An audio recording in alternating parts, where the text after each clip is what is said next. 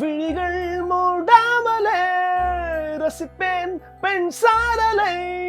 நம்ம கச்சேரி போனதான் வீட்டுல வந்து சாப்பாடு. அந்த நிலைமை தான். என் கூட பிறந்தவங்க 5 பேர். எங்க அம்மா வந்து பயங்கரமா பாடுவாங்க கோயில்ல, தன்னை மறந்து அழுது பாடுவாங்க. அந்த ஒரு விஷயம், இந்த பிளெஸிங்ஸா எனக்கு கிடைச்சிருக்கு. அப்போ வந்து மாசம் 35 கச்சேரி போயிட்டு இருப்பேன். மாசம் முழுக்க நான் கச்சேரி டெய்லி போயிட்டு இருப்பேன். தூங்குறதுக்கு டைம் இருக்காது. ரயில்வே ஸ்டேஷன்ல பஸ் ஸ்டாப்ல தூங்கிட்டு இருப்பேன்.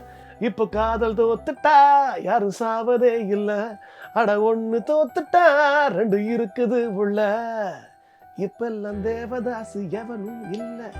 ஏரமன், ஏன்னா அவரோட மியூசிக் கேட்டுதான் மியூசிக் பக்கமே மைண்டு டைவர்ட் ஆச்சு.